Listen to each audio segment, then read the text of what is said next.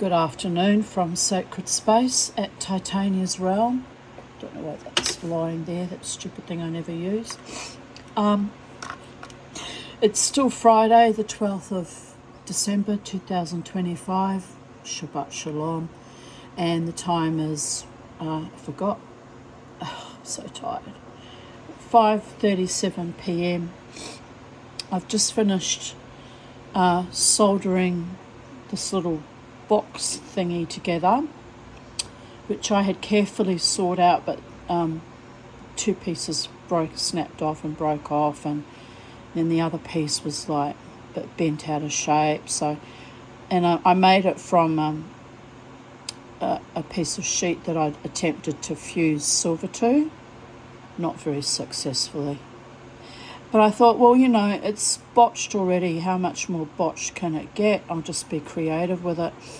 So I wanted to make it as a bail to go on, like this. But I've only got the one, but I've got 2 ingots left. So I'm thinking about making 2 more. And then this will be the bail. I'll sorry, I dropped it. I'll solder onto the ingot, so it'll look like that. Actually, you know what? I was thinking, I've made a piece of crap, but I actually think it'll look quite nice. But yes, so because I'm a very transparent, honest, and authentic person, that's why I'm poor, people of Earth, by the gods. I'm not poor. I have to reprogram. I am abundant. I am wealthy. I'm in the flow of abundance. The gods are benevolent to me. Everything is wonderful. Life is beautiful.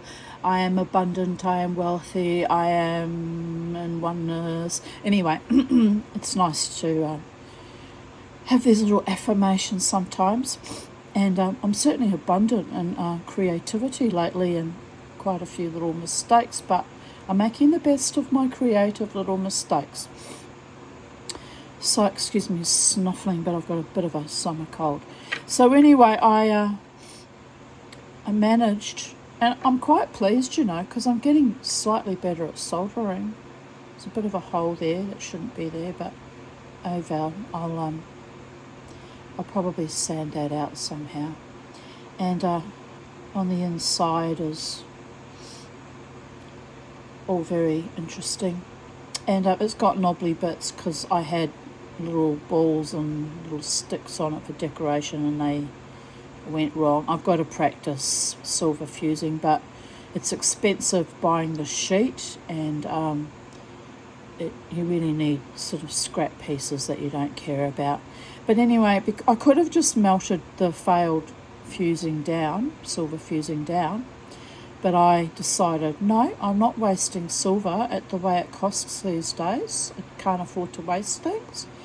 So I made this little box with the intention of it being a little bail. But one side, when I was soldering down, to join it to the other side, melted. You can see the melted shrinkage there where it just started to... I nearly lost the whole bit, quite frankly. So the Mama T, if she wanted to be like perfectionist, I could have just scrapped that bit and made another piece, but then I'd have to fuse it again. So I decided that I'm going to, because half the time I just gift these sort of things to friends. I haven't made any sales except one, which is to my beautiful friend Belinda, who asked me to make that lovely pendant for her, which was the last silversmithing project. The one before that, because the last project was this. So anyway, but I thought what I can do is I can just reuse the silver from this fusing failure. I already said that, didn't I? Yes, I did. And turn it into a bar. So it's just going to have this one wonky side, but that can probably be the back because you're not going to see it. And you just thread the chain through. I just wonder if it's too thin. It should be okay. It should be okay, people of Earth. Anyway, I need to practice this a lot, making these little box type things, because once you know how to make that, I can then make box clasps. It's probably easier just to buy clasps from Palois or from AJS, but you know, if you're making handmade jewellery, you might as well hand make everything. Am I right, people of Earth? But it's stressful, but then it's a learning experience. So anyway, I'm reasonably happy with this. I'm just going to keep filing that down a bit more so it kind of blends in with the shrunken bits. So it was a little bit longer, but now it's a bit stumpier, but you know what? It's fine. It's fine for what I want it for. Let me take this out of the little bag so I can have a really proper look at it, because with jewellery you've got to have a proper look at things, people of Earth. You've got to examine it with a really critical eye. And I'll just turn it this way, upside down, so I can see what it will look like when it's soldered on. Let me see. Aha. I think that would look quite interesting. But kind of a bit chunky, but then it might make a nice gift for a man or a woman who likes chunky, rustic looking things. I mean, I actually quite like it. I don't mind it myself. But anyway, so there you go. There's this afternoon's activity. I wasn't going to do any silversmithing or jewellery related things at all today, but I got bored. I get bored a lot lately. It's most unusual. I never used to get bored. So every time I get the slightest bit of boredom or ennui, I just go, all right, Tanya, Desiree, Aarons, you're going to pull yourself up by your bootstraps. You're going to make something, if it's one silly little thing. And yes, apart from the weird anomalies where it's molten, but actually kind of looks interesting, I'm quite pleased with it. If I get annoyed, I can always saw it off and add another backing onto it, I guess. Let me think. Do I want to add another backing onto it? I don't know. It just speaks to me as a bit brutalist. It's been brutalised, alright. It's partially melted. The other interesting thing I discovered, I probably won't make a box shape out of fused silver again, because what happens is that all the fusing on top just turns into a slurry and started to just slip away like a landslide, which is kind of weird, because my cleaning lady Rati, don't mind the nails, was telling me yesterday about Sumatra and Indonesia's having lots of landslides at the moment. And then as I was watching my silver slip sliding away, I was like, oh, that's interesting, imitating life. So, yes. So you can see it's quite thick in parts, but that's because of the slurry of the silver that kind of started moving all around, and I had to file it down to get it to solder. But anyway, it's good because there was a massive crack. Let me just try and focus. There was tiny. There was a massive crack, and that's kind of moulded together now, and there was a massive crack there. So you know what? It's sterling silver and brutalist, but I'll still use it for something. Might not use it for that because I think it needs to go in something bigger. Belinda gave me this lovely piece of malachite that she said if I wanted to make something with it and sell it, that she didn't mind, which was very generous of her. And I can't afford the silver to back it with at the moment. A piece that size is about $400 for 1 millimetre, so might not happen for a long time, but this is actually a better size to go, you know, when it's got silver and it's got backing. as a bale for that. Looks quite interesting. She looks quite interesting even with the meltage because of all the swirls going through the malachite. Looks like it's mirroring that. Am I kidding myself? Tell me if I'm kidding myself. Psychedelic Dreamer, my Pal Talk nickname. It's one of my nicknames. Gifted to me by Spirit, by the way, which is interesting because I'm a dreamer. Has a way of kidding herself into thinking things are going to work out and then they don't. But I think it looks better against that much bigger pendant than it does. Excuse me, I just got to take it out of its little purse again. Against that one. Like it still works, but it's a bit overwhelming. Whereas against that, it's perfect. It's just balanced, harmonious, resonance. So I might keep it for that, put it aside and keep it for that project. I'll have to keep them together so I remember, because that might get used for something else otherwise. Anyway, Mama T, Psychedelic Dreamer, Sniffly, Snuffly, Goopy, Ooky, Snotty. Manifestations are a work in progress. But yes, I kind of like that now. The more I look at it, the more I like it. And like I say, the more I make of them, if I do decide to make more, I won't do the silver fusing on them. I'll just have it plain and hopefully I'll get better results maybe. I mean, it's not a terrible result, just disappointed that it started. As soon as it started melting, I was like, oh shit, oh shit, oh shit, oh shit. But then I decided there's enough metal there for it to still be turned into some kind of bale, which is what I wanted it for. So it's fine. It's perfectly fine, people of Earth. Do you want to see a snot-faced, stressed out psychedelic dreamer? So there you go. Anyway, good afternoon. Have a wonderful evening. Stay safe, stay happy, stay free. Here's the other piece of fusing that could technically be turned into a box, but I don't think it'll be as big as that one. It's yeah, but you see it's a failure. But anyway, I have to get good at. I've got this little strip here that could be still fused, so or turned into a box.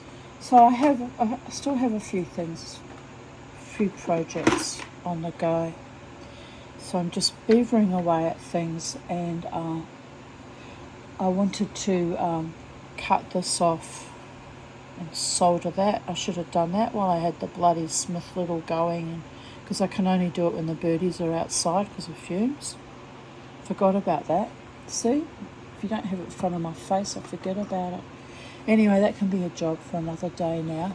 I've done this, and that was, that was quite stressful because I didn't think I'd be able to get it to solder onto the silver, but it did. So I did well.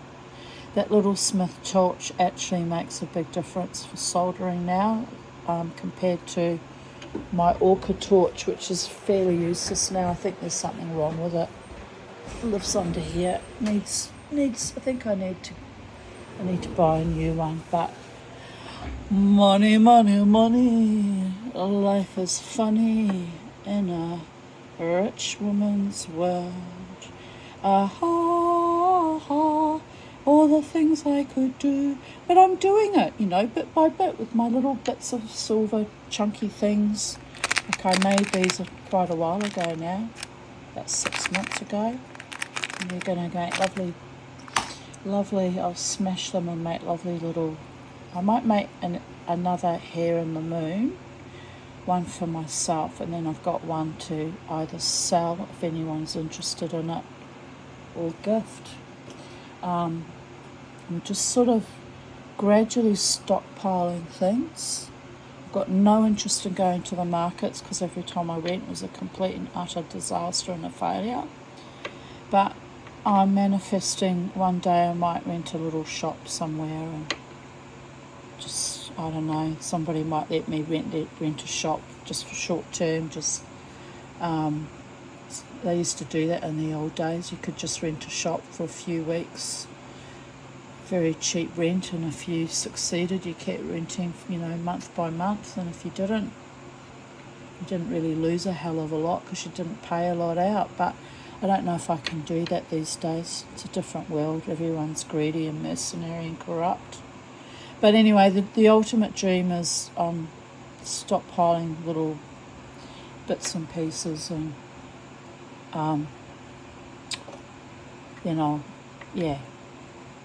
have a little shop. That would be nice, wouldn't it? I'd like that, sitting there with nice music playing and just being all artistic and weird and not giving out zero fucks, and just people coming and admiring the little bits and things that I've made, and less stress than sitting in a market in the stinking heat surrounded by bogan idiots and people. One of the markets I went to, it was vile, so vile, it actually gave me a bit of a mental breakdown. It came out, I was like, that's awful. People were just awful, but that was at the peak of the COVID when everyone was just profoundly awful.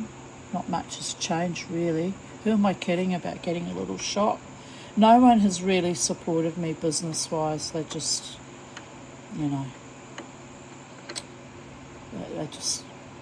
I don't even want to put it into words. So anyway, what do I have to do?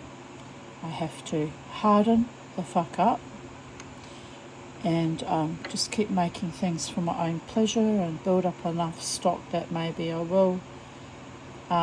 See, I can see that. That's actually not even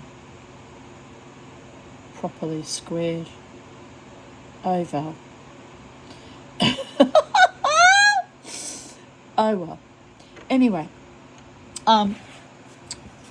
when the universe wants to bless me with prosperity and abundance, the universe will bring me the people in my life who are willing to make that happen alongside of me and support me and maybe even help financially with funding a little shop. Or no, that's a fantasy too.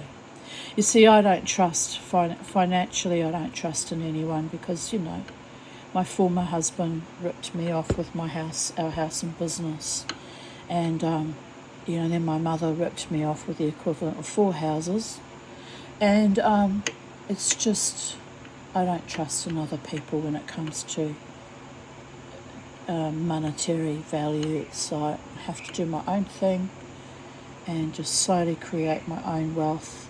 How do you do that when you don't have enough capital to get going and enough trustworthy people to back you? You don't. You just don't. You just slowly die. Well, here we are, slowly dying. 3 sides of this little box are pretty good and one side's a disaster. The 4th estate. The 4th estate is journalism, isn't it?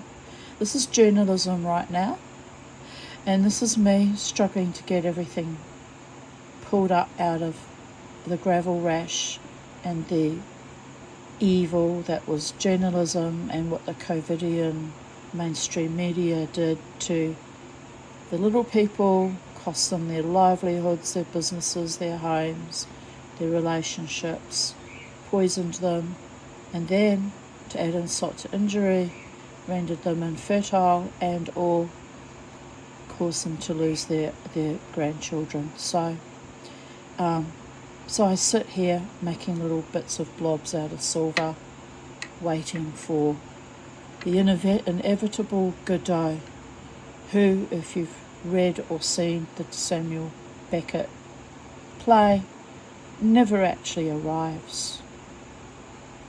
So there is that. It's not too bad, it's fairly square on this side. And on this side it just went, I've just realised, if you speak or read Hebrew, that looks like the letter Beit. Beit is representative of house, like Beit Knesset, Beit Shalom, Beit Or. It's usually the name of a house of God, of a temple. And it kind of looks on this side a bit like a calf, maybe. I'm imagining it now. I'm extrapolating from the ether now. I do that, extrapolate from the ether. What else have I got going on, people of Earth? No money, no partner, no real authentic, life-affirming, sustaining love. Just me and my little molten blobs of silver. But that too is an expression of creativity and love, including this video where I've worried about it for 21 minutes and now 2 seconds. So bye to all. I'm going to let that go. It's Hanukkah on Sunday evening, so Shabbat Shalom for tonight and happy Hanukkah Sunday evening. No doubt I'll make something else tomorrow or Sunday. If not, I might rest. But yeah, I'm happy with that overall, in spite of its flaws.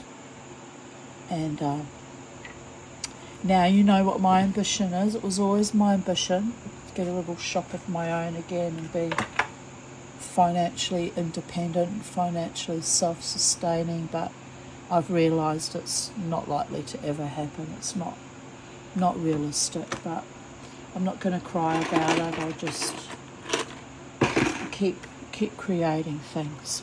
So, looking at my little opal supplies there, and my things for opals. The other odd thing this morning when I woke up, thankfully I didn't dream of Scotty baby, because that dream yesterday was intense.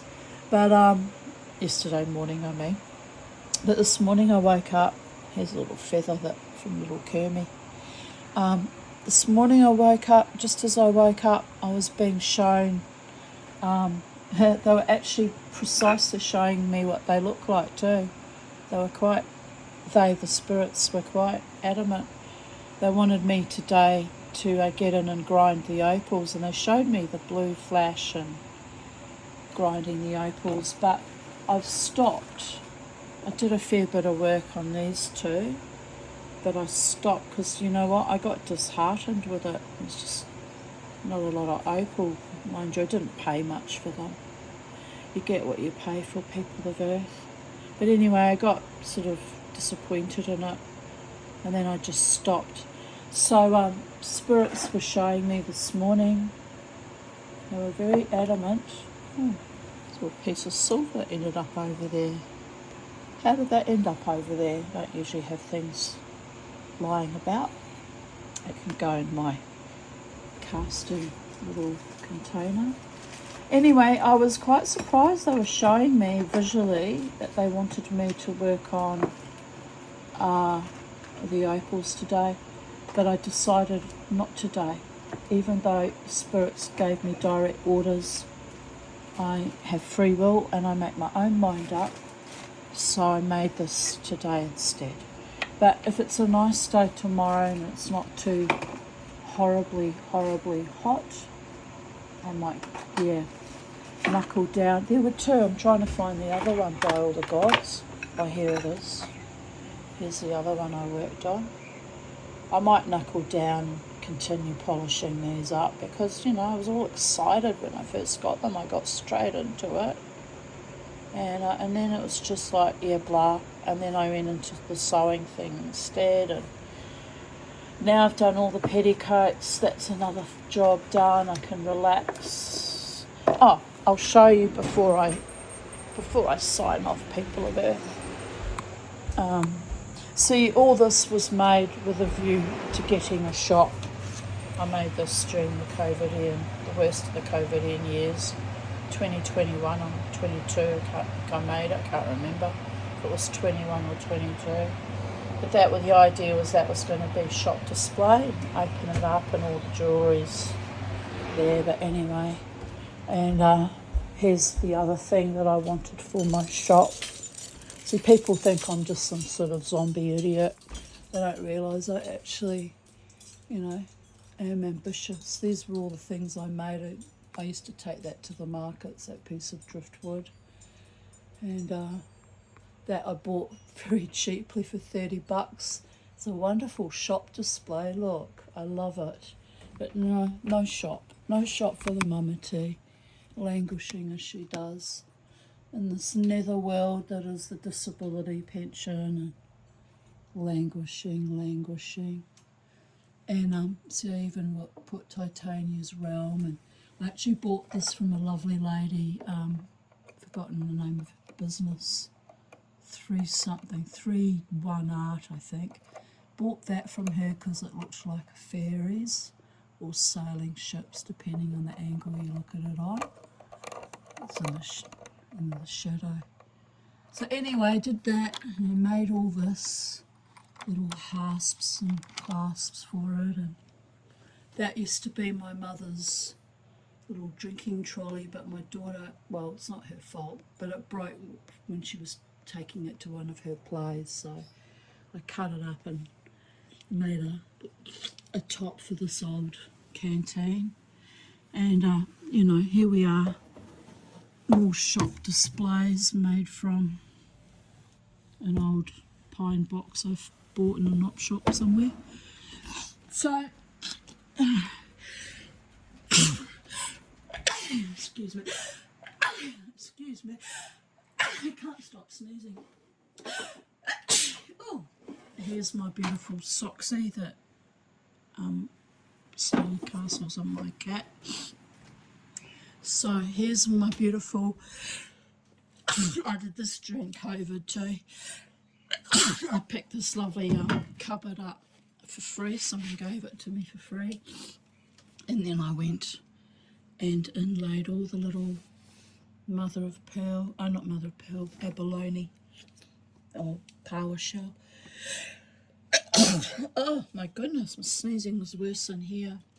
And I'm thinking I might actually, I just put little dots in it and laid, that was a lot of work.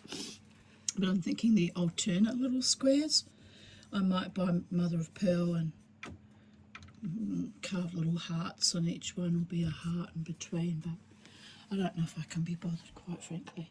But that's how I kept myself sane during the COVID madness, when they were threatening us with, you know, they threatened to kick me out of my little government house, and they threatened to take my pension or forcibly poison me. I thought, I'm just going to keep busy until I die and just ignore all the rubbish and all the evil and all the ugliness, which I did. These were curtains I made to take to the markets, which I think I only sold one string to a lovely family. They were so lovely up at Kuroy. That was a bad market experience. Jared nearly died of some kind of diabetic hypo, except we didn't know he was diabetic yet. Oh my goddess. But anyway, we were sitting there at this market stall. Both of us were off our heads. Jared was just about unconscious, actually. It was a scathing hot day. I was running both his stall and my stall because he was just too well. He was just sitting like just exhausted and in some kind of state, my poor darling friend. And I was really worried about him too. And he even said, we'll have to pack up and go home. And I said, we can't. I can't possibly do it all by myself. What happens if you sit here and fucking die on me? It was very frightening, to be honest. So I'm in overcoping mode, trying to pull it together. And then we had all these awful, evil, they were really profoundly evil. They were Christians. There's a lot of Christians up there, you know. But they're of the fundamentalist, evangelical, evil kind that is so hateful. And so they'd come and they'd look at my curtains and they'd pick up my beautiful fairies that I knitted. And these are the fairies. And this one is meant to be gothic, you know. She's Lilith. She's meant to look a bit dark, you know. Got to have dark fae and light fae because yin and yang people of Earth. Anyway, this evil fucking creature in the guise of a Christian picked it up and hissed at me. Said, That's demonic and you're evil. I just wanted to say, can you fuck off out of here now? But of course I couldn't because Jared was too ill and I didn't want to have a massive fight in a Christian bloody Christmas bloody market. It was foul. Anyway, the funny story to that was, you know, I had my little curtaining things up, my beaded curtains. And his family arrived very late in the evening. And as soon as they arrived, I turned to Jared and I said, there's our people. He went, what? And the wife was very confident and dignified, and she had an underbust corset on, dressed in black, and she looked alternative, and the children were beautiful, and the husband was so in love with her. She bought one of my beaded curtains from me. That was the only sale I made all day in that nightmarish scenario with all those awful so-called Christians that were utterly more demonic than demons I've ever met in my life, and I've met a few demons in my day. But anyway, it was awful. But that was the saving grace. That I thought, well, at least that happened, and they were particularly sweet. And then they came back, that family, they bought something from Jared too, which was lovely. This is my ancient tapestry. Ancient, so ancient, it's almost threadbare. Looking at it, should I even bother? Anyway, I made it when I was 9 years old. No, I made that one, when I was 10 years old. Pinky. And I've got all this taffeta out because I'm thinking of putting it as a backing on her. She's been washed and everything, but you see, I took her out of the frame and she's all torn all around the edges, so I thought, well, I'll sew the edges down and I'll put this backing on it. And this material came from my elderly friend Elsa, who, may she rest in peace, has entered the next dimension. But I thought, and this is actually meant for suiting, or material would be good for a coat actually. I think it's pure bloody wool. Anyway, I'm going to cut a piece out of that and make a bag. So that will be the bag going around Pinky. And every time I wear it, use the bag I mean, it'll be literally a gift from Elsa, who is in paradise. And I think Elsa would be quite pleased to see that I'm making use of the fabrics that I was given at long last, because I never thought in a million years I'd buy my own sewing machine. So there is that. And who knows, maybe it's Elsa driving this bus, Gus, wanting me to prosper and succeed and live long, joyously, and find a real love one day. Because she loved me, that little old lady. She was a very sweet lady. She really was, bless her heart. I used to sit on her front veranda and commune with her, because she was sometimes not all that verbal, you know, with dementia. She wasn't, she didn't have Alzheimer's, but she had some other form of dementia, so she could communicate most of the time. But there were times when we would just sit and we would just stare at these. I'm just showing you my trees by example, but they were her trees outside her house. And then she would describe all the different colours of green and all the different reflections of light. And sometimes she would notice things that I hadn't even noticed. And it was just beautiful. It was really beautiful. And also, you know, I didn't have a very nice mother, so I used to really, you know, I had a long-standing habit of kind of adopting elderly women as mother figures, and they sort of became,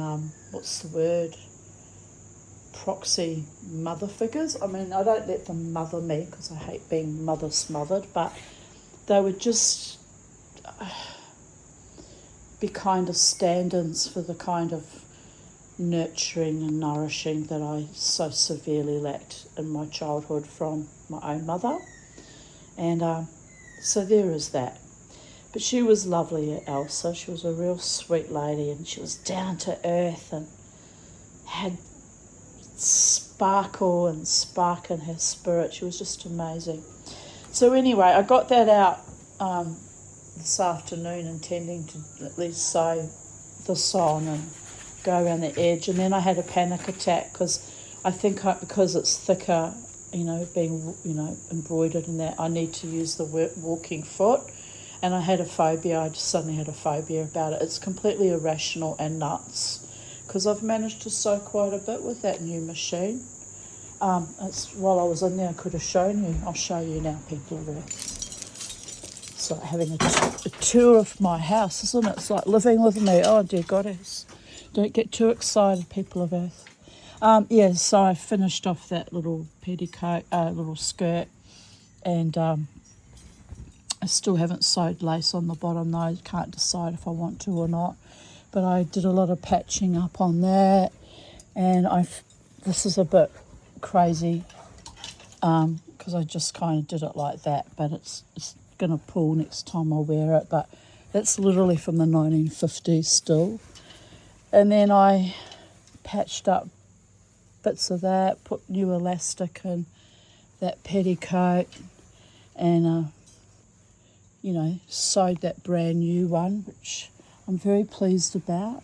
And then I did a bit of work patching and putting new, you can't see, it's too dark in here. Well, anyway, putting, I'm trying to turn it so it catches the light. Putting new elastic and patching all the tears, and then I added that nice lacy border to it.